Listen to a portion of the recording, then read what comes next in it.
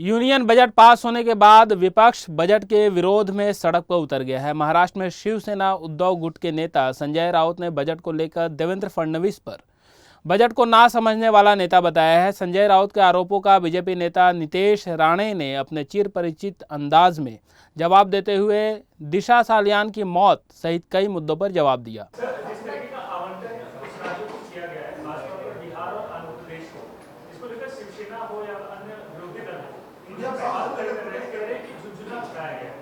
देखिए, ऐसा है कि बेसिक विषय उनको पूछना चाहिए। जो बजट कल हमारे फाइनेंस मिनिस्टर ने सामने लाया, वो ये इंडिया ब्लॉक के कितने लोगों को समझा। मैं ये चैलेंज लेता हूँ उद्धव ठाकरे और संजय राउत को, जो कल जो बजट जो सामने लाया गया उसका विश्लेषण और बाइफरकेशन ये उद्धव ठाकरे ने सबके सामने करना चाहिए।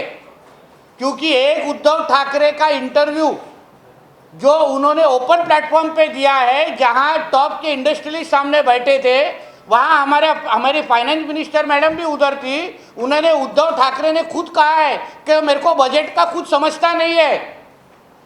बजट आने के बाद गरीबों को गरीब और अमीरों को अमीर करने वाला बजट, ये ऐसे मैं बोल देता हूँ और पागल जैसे हंसने लग गया उसके बाद। तो ऐसे पागल आदमी को बजट पहले जब समझता ही नहीं है तो बजट के बारे में उसको कैसा पूछ सकते हैं।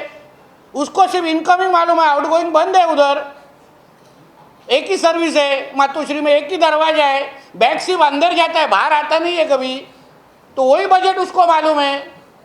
तो इसलिए उद्धव ठाकरे और ये जो कोई हमारे बजट के ऊपर जो टीका करने वाले लोग हैं ना, उनको हमारी ये देवेंद्र फडणवीस साहब ने लिखी हुई ये किताब है बजट के ऊपर, वो हिंदी में भी है, मराठी में भी है।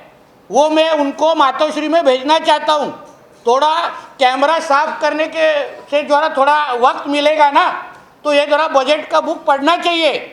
फडणवीस साहब ने बहुत अच्छी किताब लिखी है बजट के ऊपर। ये थोड़ा पढ़ के बाहर आएंगे ना, तो थोड़ी खुद की भी इज्जत बचेगी और महाराष्ट्र की भी इज्जत बच जाएगी।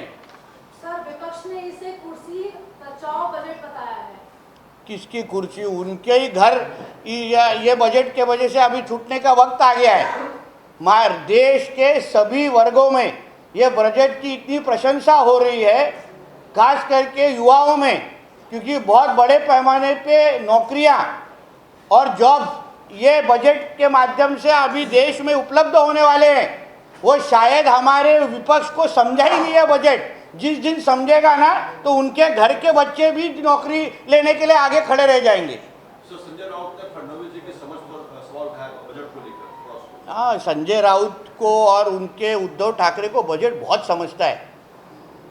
शायद हमारे फाइनेंस मिनिस्टर से ज़्यादा समझता है। इसलिए मैं उनको विनंती करूंगा, आपके माध्यम से करूंगा, कि उन्होंने एक ओपन प्लेटफॉर्म पे आना चाहिए तो हॉल में बुक करता हूँ।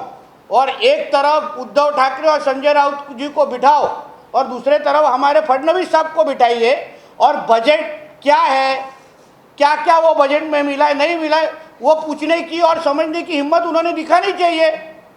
वो कार्यक्रम सच्ची में होना चाहिए। कभी तो ओपन प्लेटफॉर्म आप बुलाइए, और तब समझेगा कि ये जो क्लास में सबसे ढ विद्यार्थी है, जिनको कुछ समझते हैं, जो कॉपी करके भी फेल होते हैं, उनका नाम है उद्धव ठाकरे और संजय राजाराम राउत। उनको हाथ में बुक देंगे ना और एग्जाम में बोलेंगे कॉपी करके तो पास हो जा भाई, वो भी फेल हो जाएंगे। ऐसे लोग हैं ये लोग।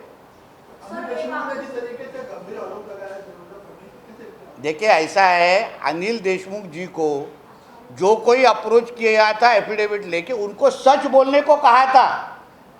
दिशा सालियान और सुशांत सिंह राजपूत में जो आदित्य ठाकरे का इन्वॉल्वमेंट है, उनका मोबाइल टावर लोकेशन उधर है, और तभी अनिल देशमुख खुद होम मिनिस्टर थे, उनके अंडर का डिपार्टमेंट ने ये पूरा कवर अप किया था, सीबीआई को उधर आने नहीं दिया था।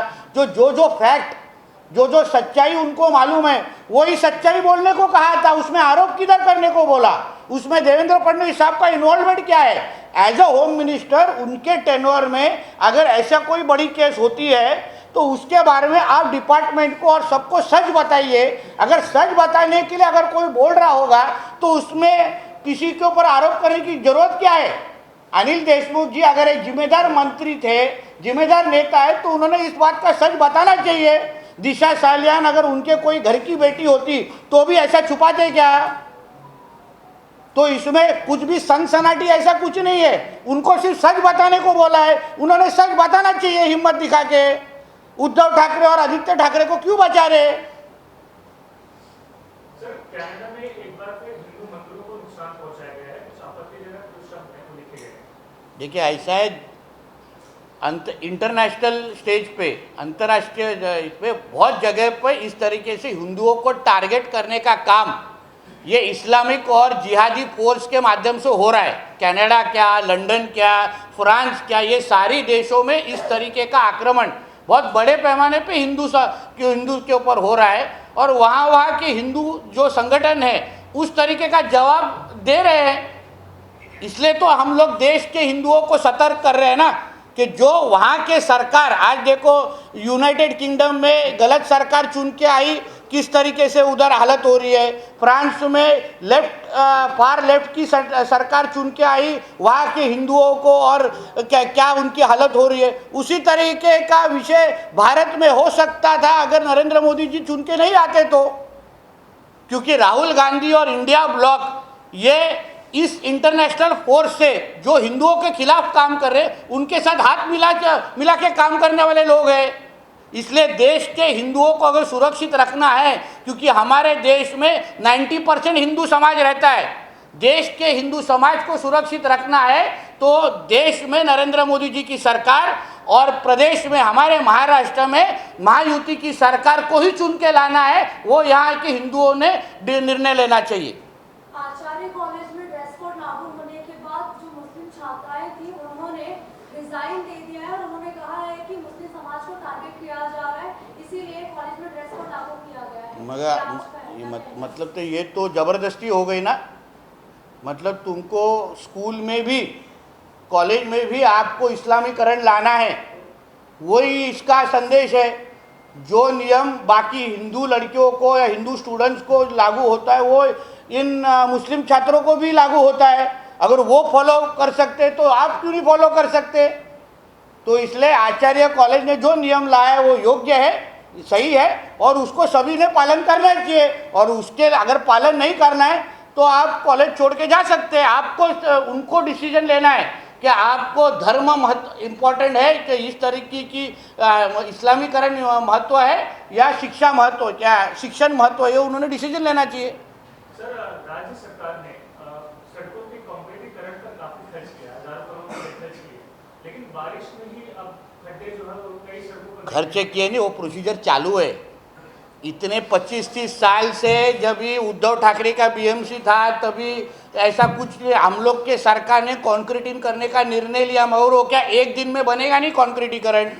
उसके लिए 1-2 बारी जाना पड़ेगा, उसके लिए थोड़ा पेशेंस रखना पड़ेगा, है कि नहीं? एक दिन में पूरा ताजमहल खड़ा नहीं होता है।